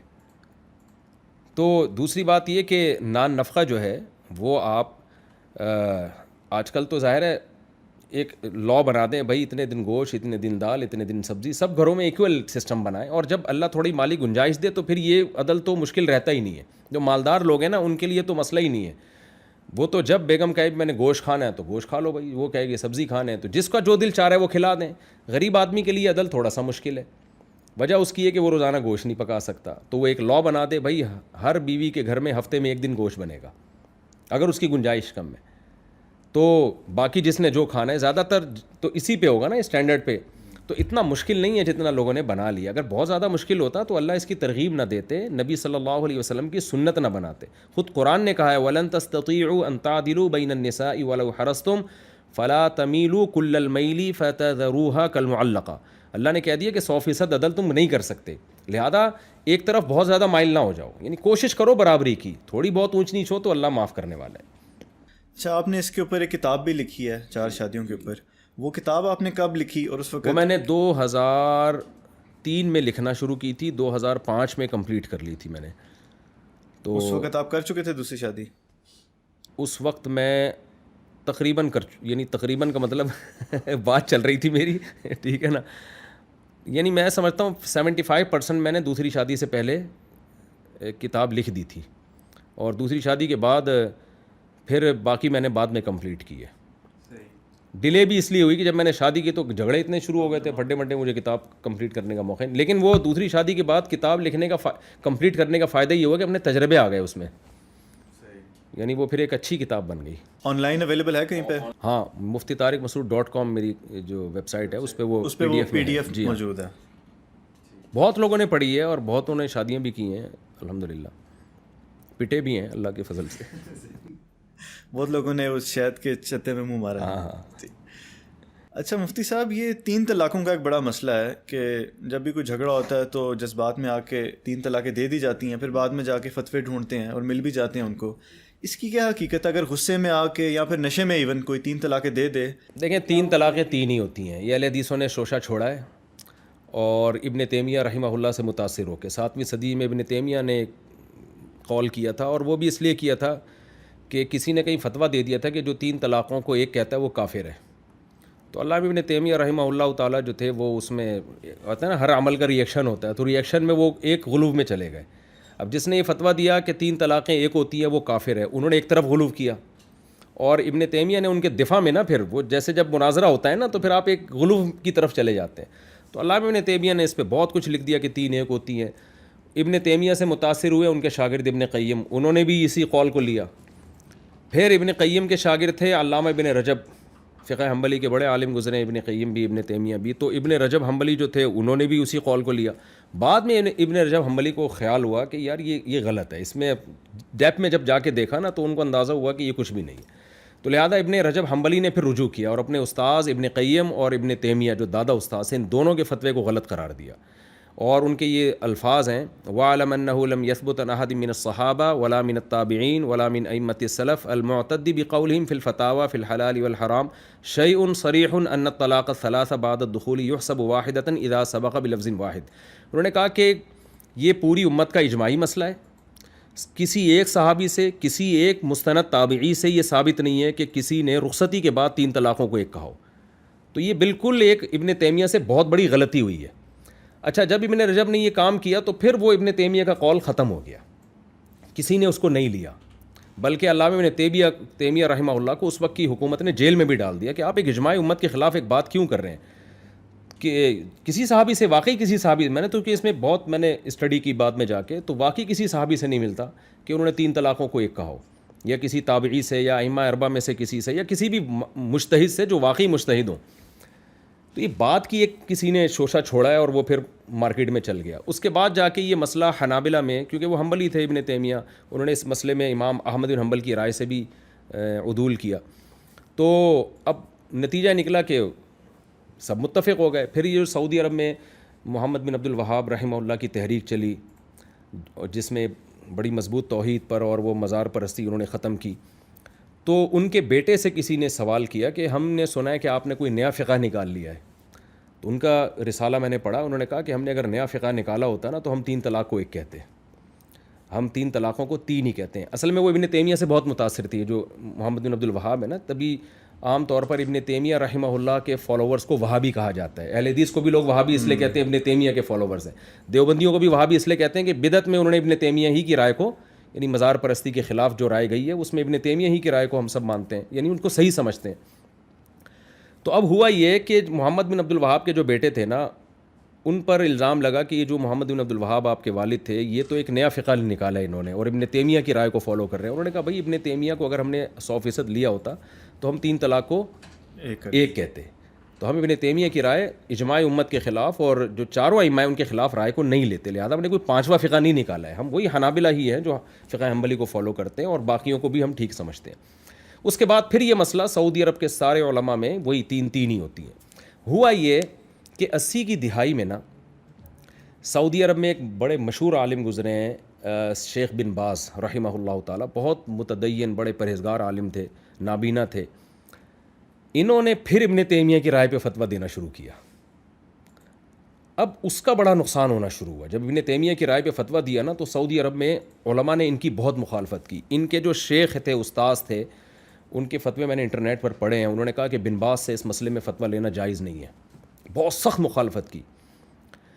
لیکن چونکہ یہ سرکاری سطح پہ مفتی اعظم بھی تھے اور ایک تقویٰ الہیت بھی تھی, ان کی بات کو سنا جاتا تھا. اب جو بھی 3 طلاقیں دیتا, سعودی عرب کے کورٹ میں جب جاتا یا علماء کے پاس جب جاتا تو اس کو یہی فتویٰ ملتا, بھائی بیوی حرام ہو گئی ہے, 3 ہوتی ہیں. بن باز کے پاس جاتا تو وہ 1 کا فتویٰ دے دیتے. اب ظاہر ہے جہاں سے آپ کو رخصت مل رہی ہوتی ہے نا تو مارکیٹ میں چلتی وہی چیز ہے جس میں گنجائش مل رہی ہو. تو شیخ بن باز رحمہ اللہ کا فتویٰ پھیلنا شروع ہو گیا. اس سے سعودی حکومت نے ایکشن لیا اس پہ کہ لوگوں نے کہا بھائی ادھر جاؤ تو وہاں فتویٰ ملتا ہے, ادھر جاؤ تو کچھ اور فتویٰ ملتا ہے. حکومت سعودیہ نے 80 کی دہائی میں پھر یہ کیا کہ سعودی عرب کے سارے علماء کو ایک ٹاسک دی, بھئی آپ مل بیٹھ کے نا ایک مسئلہ حل کریں کہ 3 ہوتی ہیں کہ 1 ہوتی ہے. تو جو بڑے بڑے علماء ہیں نا وہ سارے بیٹھیں, جو اکثریت کی رائے ہوگی ہم اس کو لا اور قانون کا حصہ بنا دیں گے. تو سعودی عرب کے درجنوں علماء بیٹھے, جن میں بن باز بھی تھے اور بھی بڑے بڑے علماء تھے. وہ پوری کارروائی ان علماء کی القرار نام سے ایک رسالہ سعودی عرب میں چھپا ہے عربی میں, وہ میں نے پورا پڑھا بھی ہے اور اصل فتاویٰ کا حصہ بھی ہے. وہ سارے علماء مل کے بیٹھے اور ان کے کئی دنوں تک اس پہ بحث ہوئی 3 طلاق کے مسئلے پر. اور میرا خیال ہے 40-42 کتابیں حدیث کی, تفسیر کی اور فقہ کی کنگھالی گئیں. اس کے بعد اس مجلس نے فیصلہ یہ کیا کہ ہر طرح کے دلائل میں بحث کرنے کے بعد ہم اس نتیجے پر پہنچے ہیں کہ 3 طلاقیں 3 ہی ہوتی ہیں ایک مجلس کی. لیکن بن باز رحمہ اللہ نے اس پہ سگنیچر نہیں کیے اور اس کا خلاصہ اس رسالے کا آخر میں لکھا. اس کے بعد سعودی عرب نے دوبارہ سے وہی جو پرانا لا تھا نا کہ کورٹ جو ہے 3 کو 3 ہی کہے گی, وہ اسی پہ فتویٰ دیتے رہے. وہ اختلاف پھر رہا. پھر ہوا یہ کہ بن باز کے شاگرد پھیلنا شروع ہوئے. انہی کے جونیئر مفتیوں میں سے تھے شیخ صالح العثیمین رحمہ اللہ. انہوں نے بھی وہ 3 کو 1 کہنا شروع کیا. پھر ہمارے جو اہل حدیث حضرات ہیں انہوں نے وہیں سعودی عرب سے ہی ایک چیز لے لی وہاں کے بن باز کے فتوے سے. تو ہمارے یہاں بھی پھر وہ فتویٰ پھیل گیا. اب ہوا یہ کہ اب چونکہ سعودی عرب میں جو حکومت آئی ہے نا وہ لبرل سی اور ایک سیکولر سی حکومت ہے, یعنی وہ زیادہ آپ کو پتہ ہے کہ وہ فقہ کی پابندی اور ان چیزوں کو زیادہ وہ فوکس نہیں کرتے. تو ہوا یہ کہ وہ علماء جو میجورٹی میں تھے سعودی عرب کے, جو بہت سختی سے شیخ بن باز کے فتوے کا انکار کرتے تھے, ان کی دعوت اور ان کا فتویٰ دب گیا. اور آہستہ آہستہ وہ علماء آگے آتے رہے جو 3 کو 1 کہتے رہے تھے. تو چند سال پہلے تک تو سعودی عرب کی کورٹ اس کی پابند تھی کہ وہ 3 کو 3 ہی کرنا ہے اس نے. لیکن اب سنا ہے کہ کورٹ کو بھی انہوں نے کہہ دیا کہ 3 کو 1 کہہ دو. تو میں لوگوں سے کہتا ہوں کہ سعودی عرب میں جب سے اسلام آیا ہے اس وقت سے کورٹ اور عدالتیں اور مفتیان کرام 3 کو 3 کہتے رہے ہیں. وہ اسلام ٹھیک تھا یا اب جو محمد بن سلمان کے عدالتوں میں جو اب 3 کو 1 کہا جا رہا ہے, یا آج کل کے مفتی جو 3 کو 1 کہہ رہے ہیں, تو یہ 2 اور 2 4 کی طرح بات ہے. بھائی اسلام تو قدیم ہے. تو میں اس پہ بہت دفعہ میں نے چیلنج بھی کیا ہے اہل حدیث حضرات کو. میں نے کہا ہے بھائی آپ کے احترام کے باوجود آپ کسی ایک صحابی سے تو دکھا دیں نا. وہ کہتے ہیں حدیث میں, حالانکہ حدیث میں بھی نہیں ہے. حدیث میں بھی نہیں ہے کہ نبی صلی اللہ علیہ وسلم نے رخصتی کے بعد اکٹھی 3 طلاقوں کو ایک قرار دیا. وہ جو حدیث پیش کرتے ہیں اس کے علماء بہت دفعہ جواب دے چکے ہیں, علامہ نووی, محدثین, شارحین سب جواب دے چکے ہیں. اس کا وہ مطلب نہیں ہے. ایسے تو متع کے بارے میں بھی حدیث ہے, اہل حدیث پیش کرتے ہیں نا کہ نبی کے دور میں 3 طلاقیں ایک ہوتی تھیں اور حضرت عمر نے 3 کو 3 قرار دیا. تو شیعہ بھی مسلم کی حدیث پیش کرتے ہیں, جابر بن عبداللہ کہتے ہیں نبی کے دور میں ہم متع کرتے تھے, ابو بکر کے دور میں حضرت عمر نے حرام کیا. تو کیا اس حدیث کی بیس پہ آپ متع کو حلال کر دیں گے؟ ظاہر ہے ہم جواب یہ دیتے ہیں کہ بھائی متع تو نبی کے دور میں ہی حرام ہو گیا تھا, بہت سے لوگوں کو حرام ہونے کا پتہ نہیں تھا, وہ کرتے رہتے. حضرت عمر نے پابندی لگا کے سب پہ پابندی لگا دی کہ اب جہالت عذر نہیں ہے. تو ایسے ہی 3 طلاقیں نبی کے دور میں ہی 3 ہو چکی تھیں. زمانہ جاہلیت میں 3 کو ایک سمجھا جاتا تھا. اس پر صحیح احادیث موجود ہے. میری اس پر ایک کتاب ہے جو میں نے تقریباً 10 سال پہلے لکھی تھی, ابھی تک چھپی نہیں ہے, فرصت ہی نہیں مل رہی. میں اس کو انشاءاللہ بہت جلد چھاپوں گا. تو نبی کے دور میں بھی 3 کو ایک نبی کے آرڈر سے نہیں سمجھا جاتا تھا, زمانہ جاہلیت میں سمجھا جاتا تھا. الطلاق مرتان جب یہ آیتیں نازل ہوئی ہیں تو زمانہ جاہلیت والا وہ حکم منسوخ کیا گیا ہے اور کہا گیا کہ نہیں, 3 کسی نے دے دیں تو اب رجوع نہیں ہو سکتا. اس میں قرآن نے, حدیث نے یہ قید نہیں لگائی ہے کہ اکٹھی دی ہوں یا الگ الگ مجلس میں دی ہوں. وہ مشہور واقعہ ہے نا کہ ایک صحابی نے اپنی بیوی کو 3 طلاقیں دی, آپ صلی اللہ علیہ وسلم کو علم ہوا تو آپ غضبناک ہو کے کھڑے ہو گئے اور فرمایا یلعب بکتاب اللہ وانا بین اظہرکم, کہ اللہ کی کتاب سے کھیلا جا رہا ہے اور میں تمہارے درمیان موجود ہوں. صحابی کھڑے ہوئے, یا رسول اللہ میں اس کی گردن نہ اڑا دوں. اب آپ بتائیں اگر 3 ہوتی نہیں تو آپ کو اتنا غصہ آتا؟ اگر 3 طلاقیں 3 ہی نہ ہوتی تو یہ تو ایک مبہم کلام تھا, زبان سے نکلا, تو آپ اتنا غضبناک کیوں ہو رہے ہیں؟ بہت ساری روایتیں ہیں اس پر. اور بات یہ ہے کہ قرآن حدیث کو سب سے پہلے سمجھا صحابہ نے ہے. میں بار بار کہتا ہوں کہ یہ جو عبداللہ بن عباس والی حدیث ہے جو اہل حدیث پیش کرتے ہیں کہ نبی کے دور میں 3 ایک ہوتی تھیں, خود عبداللہ بن عباس کا فتویٰ کیا ہے؟ صحیح حدیث سے, صحیح سند سے ان کا فتویٰ ثابت ہے کہ انہوں نے اکٹھی 3 کو 3 قرار دیا ہے. اور دلیل میں عمر لا کا حوالہ نہیں دیا, دلیل میں انہوں نے سورہ طلاق کی آیتیں پڑھی ہیں. جب ہم اہل حدیث حضرات سے کہتے ہیں نا کہ 3 طلاقیں 3 جو حضرت عبداللہ بن عباس نے فتویٰ دیا, وہ کہتے ہیں وہ تو عمر کے قانون کی وجہ سے دیا ہے. بھائی اگر حضرت عمر کے قانون کی وجہ سے دیا ہوتا تو حضرت عبداللہ بن عباس جب 3 کو 3 کہتے تو عمر لا کا حوالہ دیتے نا, ایسا نہیں. بلکہ جب حضرت عبداللہ بن عباس کے پاس, ابو داؤد کی صحیح حدیث ہے, ان کے پاس ایک شخص 3 طلاقیں دے کے آیا تو انہوں نے فرمایا, قرآن کی آیت پڑھی, وَمَن يَتَّقِ اللَّهَ يَجْعَل لَّهُ مَخْرَجًا, یہ طلاق سے متعلق آیتیں ہیں. جو اللہ سے ڈرتا ہے, یعنی اللہ کے بتائے ہوئے طریقے کے مطابق طلاق دیتا ہے, اللہ اس کے لیے مصیبت سے نکلنے کا راستہ رکھتا ہے. تو چونکہ اللہ سے ڈرا نہیں ہے, اور کیا مطلب, تو نے اللہ کے بتائے ہوئے طریقے پہ طلاق نہیں دی ہے, اکٹھی 3 طلاقیں دینا گناہ ہے, لہذا تیرے لیے مصیبت سے نکلنے کا راستہ نہیں ہے, تیری بیوی تجھ پہ حرام ہو گئی. اتنے واضح صحابہ کے فتوے ہیں, چاروں اماموں کا قول ہے, اجماع ہے. اس اجماع کے بعد جا کے مجھے سمجھ میں نہیں آتا ہے اہل حدیث نے کیسے جرت کی ہے, سنتے بھی نہیں ہیں بات کو. یعنی جب ان کو بات کے لیے سمجھایا جائے, میں تو گیا ہوں اہل حدیث علماء کے پاس, سنتے بھی نہیں ہیں. تو یہ جرت کی بات ہے. اور میں یہ بھی بتا دوں کہ اس پہ بھی اہل حدیث کا اجماع نہیں ہے. بعض اہل حدیثوں نے اس سے رجوع بھی کیا ہے, انہوں نے کہا کہ کخ بھی نہیں ملتا. محدثین کا تو, امام بخاری کا یہ مذہب نہیں ہے, امام بخاری 3 طلاق کو 3 کہتے ہیں. اچھا ایک اور میں بتا دوں, اہل حدیث حضرات اب کرتے کیا ہیں اس مسئلے میں, وہ نا یوٹیوب پہ کلپ بنا کے ڈال رہے ہیں کہ یہ اختلافی مسئلہ ہے, یہ اختلافی. بھائی صرف اختلافی ہونے سے کام نہیں چلتا, دلائل کس کے بھاری ہیں یہ بتائیں آپ. دوسرا, اختلافی کب ہے یہ, ہم مانتے ہیں اختلافی ہے لیکن آج ہے, پہلے اختلافی نہیں تھا. جیسے اہل حدیث امام طحاوی کا حوالہ دیتے ہیں جو حنفی محدث گزرے بہت بڑے, کہ بعض لوگ اس طرف گئے ہیں کہ 3 ایک ہوتی ہیں, امام طحاوی نے یہ لکھا ہے. تو یہاں اہل حدیث علماء حوالہ دیتے ہیں, دیکھو امام طحاوی تو 3 صدی ہجری کے عالم تھے, انہوں نے لکھا ہے کہ بعض لوگ اس کے قائل ہیں کہ 3 ایک ہوتی ہیں. تو اس کا مطلب یہ اس وقت سے اختلافی چلا آ رہا ہے. بھائی امام طحاوی نے اسی بحث میں جہاں لکھا ہے نا کہ بعض لوگ اس کے قائل ہیں, اسی بحث کے آخر میں یہ ثابت کیا کہ یہ اجماعی مسئلہ ہے. کیا مطلب, پہلے اس پر اجماع ہو چکا ہے, تو امام طحاوی کے دور میں کسی نے اختلاف کیا ہے. تو امام طحاوی کے دور کا اختلاف تھوڑی معتبر ہے. جب ایک دفعہ مسئلہ اجماع ہو گیا تو حدیث میں آتے ہیں میری امت گمراہی پہ جمع نہیں ہو سکتی. اور ہمیں یہ بھی نہیں پتہ امام طحاوی نے جن لوگوں کے بارے میں کہا کہ انہوں نے اختلاف کیا وہ رافضی ہیں, شیعہ ہیں یا اہل سنت ہیں. تو روافض اور شیعہ کا اختلاف تو نہیں اہل سنت میں معتبر مانا جاتا. تو یہ بہت ہی مضبوط مسئلہ ہے, اس لیے کوئی بھی شخص اگر 3 طلاقیں دینے کے بعد کسی اہل حدیث سے فتویٰ لے لیتا ہے تو بیوی قطعاً حلال نہیں ہوگی. اچھا کچھ لوگ قرآن سے بھی حوالہ دیتے ہیں اس کے حق میں کہ اللہ تعالیٰ نے جو طریقہ بتایا ہے طلاق دینے کا کہ وہ پہلے 1 دو پھر ویٹ کرو پھر دوسری 2, تو وہ یہ پھر دلیل لے آتے ہیں کہ دیکھو قرآن بھی بتا رہا ہے کہ اکٹھی 3 نہیں ہوتی. یہ لوگ نا 2 نمبری بہت کرتے ہیں. تو ہر آدمی آج کل مفتی بنا ہوا ہے. قرآن نے طریقہ بتایا ہے کہ اکٹھی مت دو, یہ کب کہا ہے کہ 2 گے تو نہیں ہوں گی. ہم بھی تو یہی کہتے ہیں کہ اکٹھی دینا غلط ہے, ناجائز ہے. حضرت عمر کے پاس جب کوئی 3 طلاقیں دے کے آتا تھا, بیوی کے حرام ہونے کا فتویٰ بعد میں دیتے تھے, سر پہ کوڑے پہلے مارتے تھے. تو قرآن نے یہ کیوں کہا ہے؟ اچھا اسی کو دیکھ لیں, سورہ طلاق کی آیتیں 28ویں پارے میں, یا ایھا النبی اذا طلقتم النساء فطلقوهن لعدتهن. آگے قرآن کیا کہہ رہا ہے؟ لا تدری لعل اللہ یحدث بعد ذلک امرا.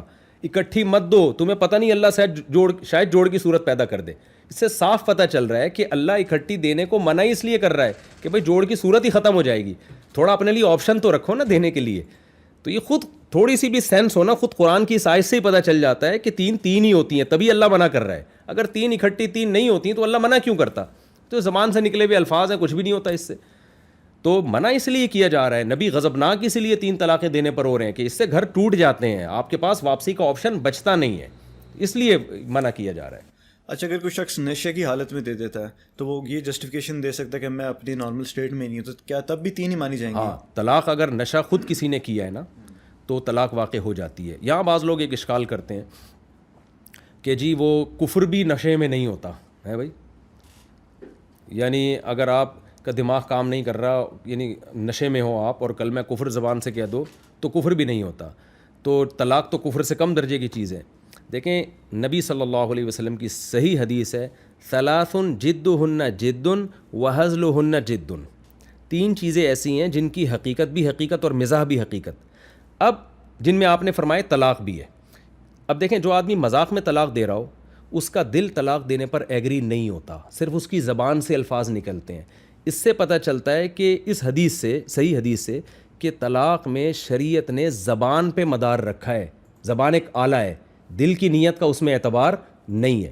تو جب آپ نشہ کرتے ہیں نا, ایک تو یہ کہ آپ کا دماغ بالکل ہی معاف ہو چکا ہو, آپ سو رہے ہیں, سوتے ہوئے طلاق دی, وہاں تو الفاظ ہی آپ ارادے سے نہیں نکال رہے زبان سے, تو الفاظ ہی آپ نے نکالے ہی نہیں ہیں, وہ تو خود بخود نکلے ہیں, وہاں طلاق واقع نہیں ہوگی. ایک صورت یہ ہے کہ آپ پاگل ہو, دیوانے ہو گئے ہو, آپ کو پتہ ہی نہیں طلاق کیا ہوتی ہے. جیسے نابالغ بچہ طلاق دے دے تو نہیں ہوتی طلاق, وہ تو بچہ ہے. ایک ہے سمجھدار آدمی. تو اب اگر آپ نشہ کرتے ہیں نا تو نشے میں انسان کا یہ نہیں ہوتا کہ دماغ بالکل معاف ہو جائے, بلکہ نشے میں دونوں کنڈیشن ہوتی ہیں. یعنی آپ کا دماغ کام کر بھی رہا ہوتا ہے لیکن بالکل اس طرح بھی نہیں کر رہا ہوتا جس طرح ایک صحت مند آدمی کا دماغ جس نے نشہ نہیں کیا. تو ہم شریعت میں دیکھتے ہیں کہ اگر کسی نے خود سے نشہ کیا ہو تو شریعت میں اس کی مثال کیا ملتی ہے, کیا وہ قابل عذر سمجھا جاتا ہے؟ تو ہم شریعت میں 20 مثالیں دیکھتے ہیں کہ ایک آدمی نے نشہ کیا اور بندے کو گولی مار دی, تو اسلام کہتا ہے اس نشہ کرنے والے کو قصاصاً قتل کیا جائے. حالانکہ قصاص معمولی شبہے سے بھی ساقط ہو جاتا ہے, لیکن یہاں شریعت قصاص معاف نہیں کرتی. کیا مطلب؟ شریعت نشے میں اس کا یہ دعویٰ کہ میرا دماغ کام نہیں کر رہا تھا, اس دعوے کو شریعت معتبر نہیں مانتی. تو ہم یہ کہتے ہیں جب قتل جو بڑی چیز ہے طلاق سے بھی, اس میں آپ معذور نہیں ہیں, تو طلاق میں تو مدار ہی شریعت نے زبان پہ رکھا ہے. لہذا اگر کوئی نشہ کر کے طلاق دے گا تو ہم اس کی زبان کو دیکھیں گے, اس کے نشے کو نہیں دیکھیں گے.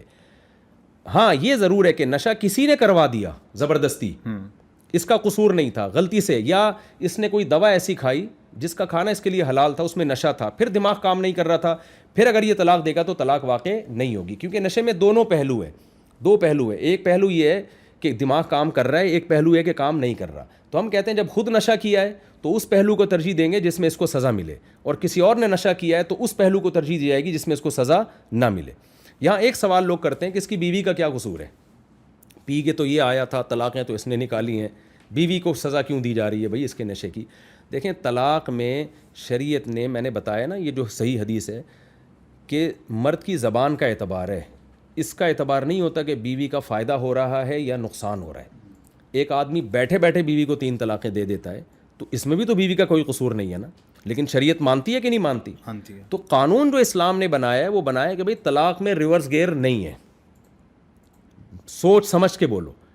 اور عورت کو وقتی نقصان تو ہو رہا ہے اس سے, آپ کہہ سکتے ہیں یہ اللہ نے کیسا ظالمانہ قانون بنا دیا کہ بھی ایک عورت بیچاری کا گھر اجڑ رہا ہے.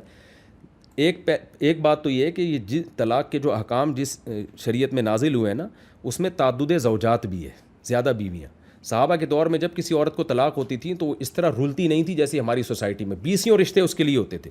ہماری سوسائٹی میں جب مرد طلاق دیتا ہے اور عورت کا بیڑا غرق ہوتا ہے تو اس کی بڑی وجہ یہ ہے کہ اس کو اندازہ ہو جاتا ہے کہ مجھے دوبارہ کوئی اچھا رشتہ نہیں ملے گا. تو یہ اسلام کا قصور نہیں ہے، یہ ہمارا قصور ہے کہ ہم نے طلاق والے احکام اسلام سے لے لیے، 4 شادیوں والے احکام ہم نے ہندوؤں سے لے لیے. تو ظاہر ہے دونوں ایڈجسٹ نہیں ہو سکتے. یا تو ہم طلاق والے احکام بھی ہندوؤں سے لیں اور ایک بیوی والے بھی، اور اگر ہمیں اسلام کو لینا ہے تو پھر طلاق کے حکام ہم اسلام سے لیں گے، تو پھر اسلام سے ہمیں 4 شادیوں والے حکام بھی لینے پڑیں گے، پھر یہ حکام ایڈجسٹ ہوں گے.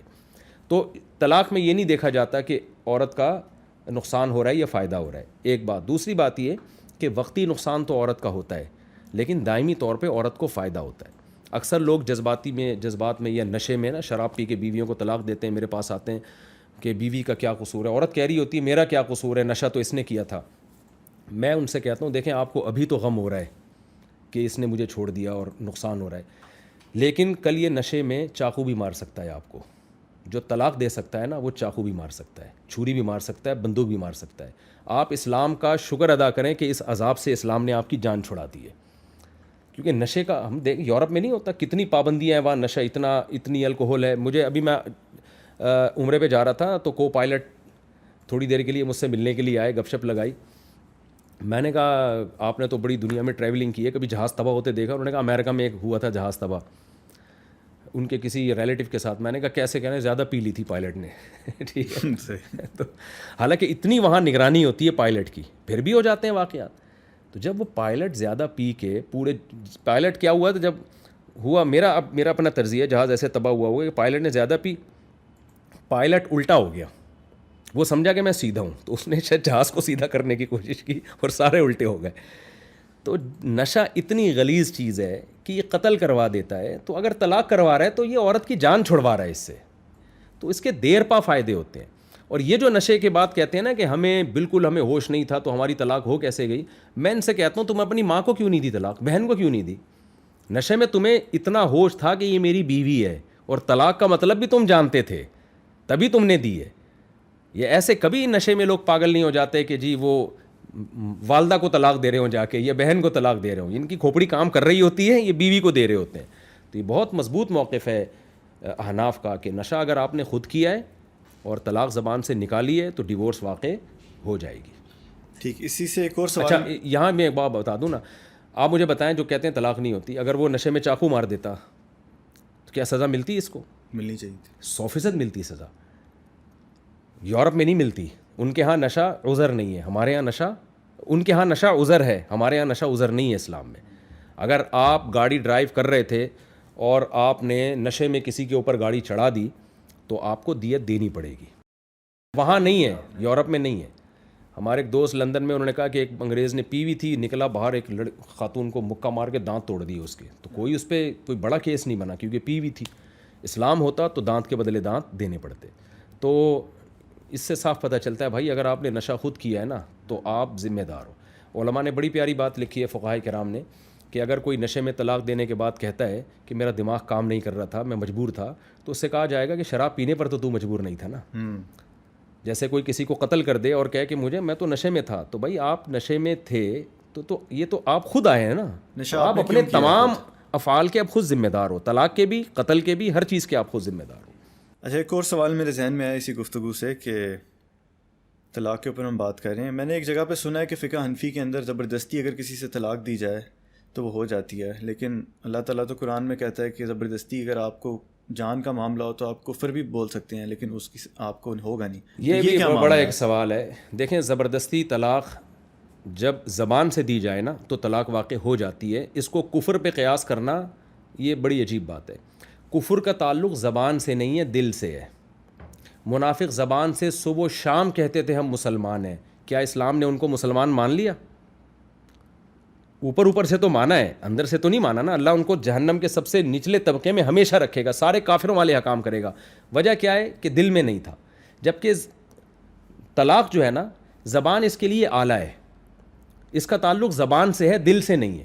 جب کسی سے زبردستی طلاق دلوائی جاتی ہے وہ دل سے راضی نہیں ہوتا لیکن زبان سے کہہ رہا ہوتا ہے اور اپنے اختیار سے کہہ رہا ہوتا ہے.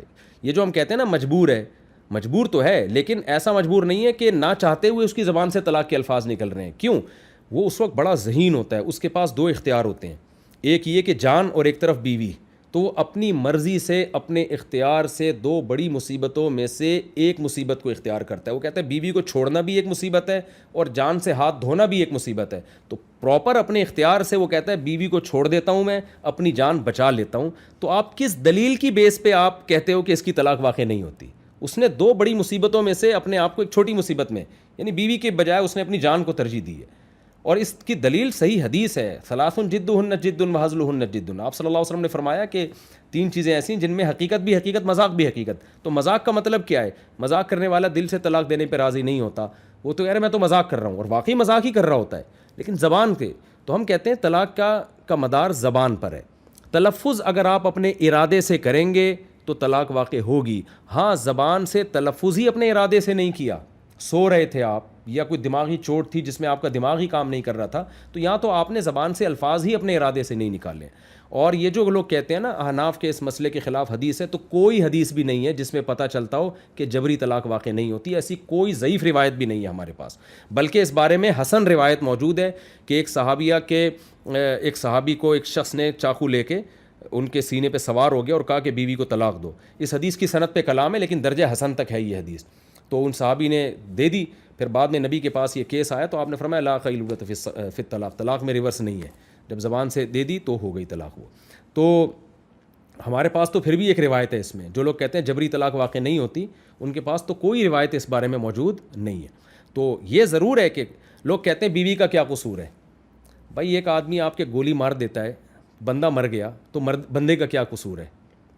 بات یہ ہے کہ دنیا میں ظلم ہوتا ہے نا, تو جیسے ظلم میں کوئی کسی کو قتل کر دیتا ہے, تو ظلم میں جبراً طلاقیں بھی لوگ دلوا دیتے ہیں, جس کے نتیجے میں کیا ہوتا ہے کہ گھر اجڑ جاتے ہیں. تو ظالم کو گناہ ملے گا, دنیا میں بھی سزا ملے گی, آخرت میں بھی سزا ملے گی.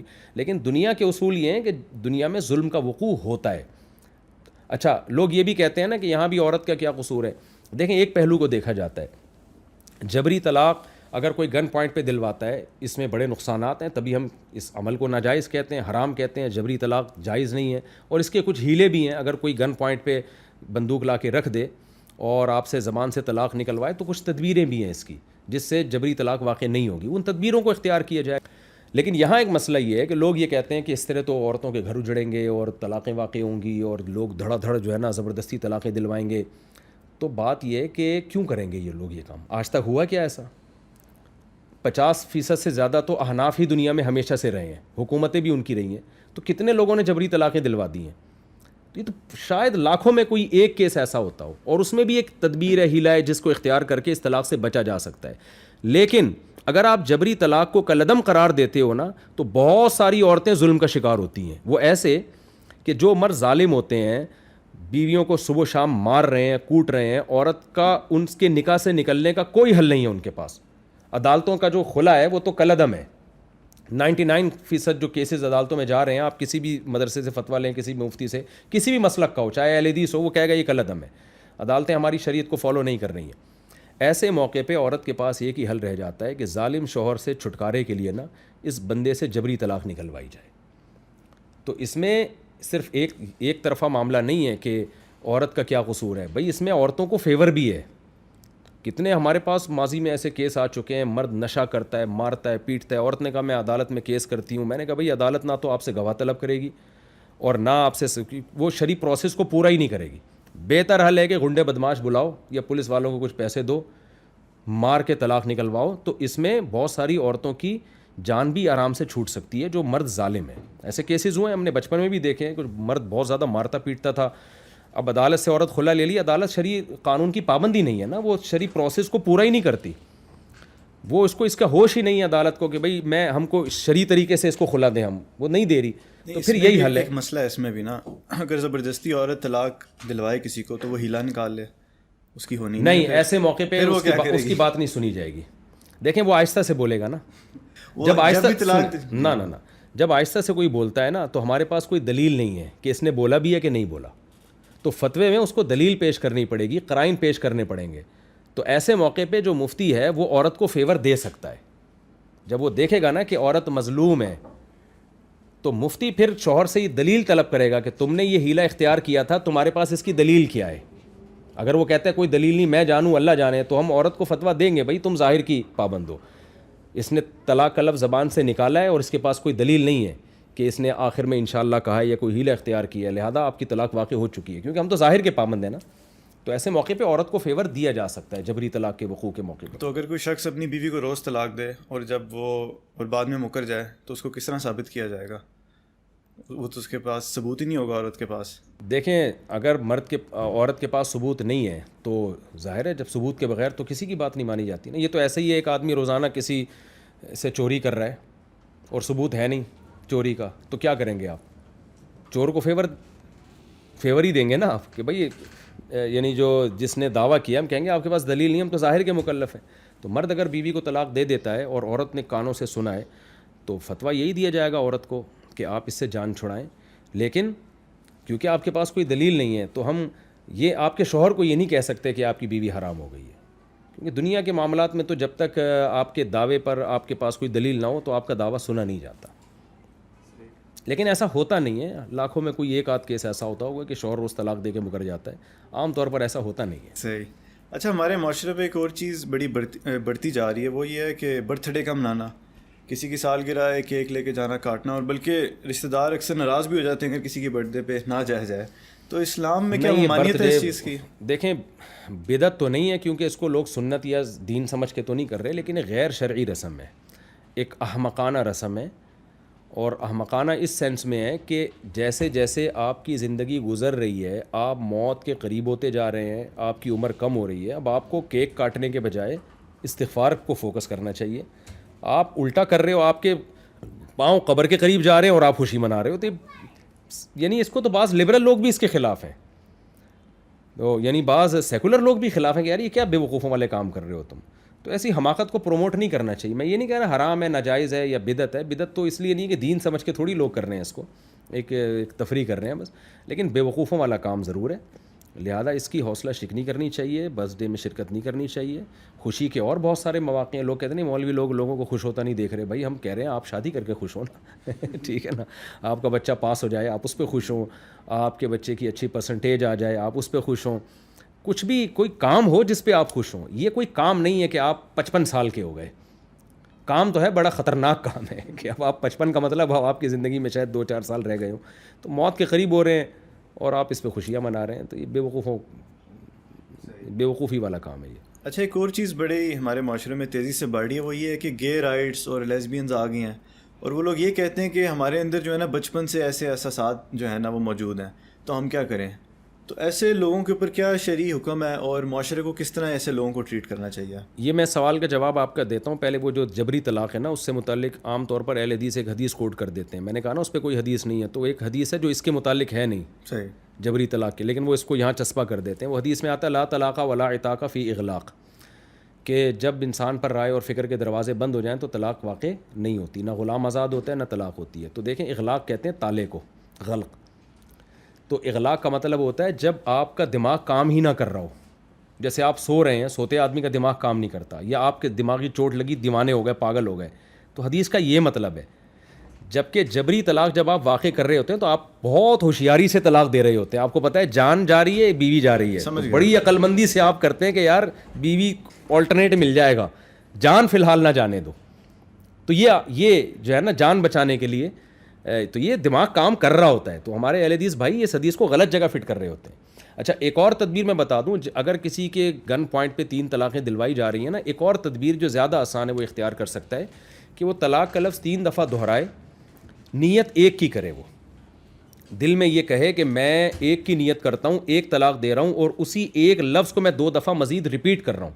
جیسے ہمیں کوئی سانپ نظر آتا ہے نا، ہم کہتے ہیں سانپ سانپ سانپ، ہوتا ایک ہی سانپ ہے. تو وہ نیت اگر یہ کر لیتا ہے نا پہلے کہ میں دل میں نیت کرتا ہوں کہ میں ایک دوں گا، اور نیت میری ایک ہی طلاق کو میں ڈاکوؤں کو سنانے کے لیے ریپیٹ کروں گا، ٹھیک، تو پکی ڈھکی یہ نیت کر لیتا ہے تو پھر ایک طلاق واقع ہوگی. لیکن نارملی ایک عام آدمی کا یہ دعویٰ قبول نہیں کیا جاتا. جیسے ایک نارملی بغیر جبری طلاق کے کوئی بیوی کو 3 طلاقیں دے دے اور آ کے کہہ دے کہ میری نیت ایک کی تھی، تو اس سے اس کی دلیل پوچھی جائے گی. اگر دلیل نہیں ہے، دلیل یہی ہے کہ میں پہلے گواہ بنائے تھے، میں نے ان گواہوں کو میں نے کہا تھا 3 دوں گا، لیکن 2 کو میں ریپیٹ کروں گا پہلی کی نیت سے. تو اگر کوئی گواہ اس کے پاس ہیں پہلے سے پھر تو مانا جائے گا، ورنہ نارملی یہ دعویٰ قبول نہیں ہوتا. یعنی ایسا نہ ہو کہ لوگ 3 طلاقیں دیں پھر آ کے کہیں میری نیت ایک کی تھی, تو یہ نیت ایک کی آپ کی مانی نہیں جائے گی, لیکن یہاں مانی جائے گی کیونکہ مجبور ہے یہ.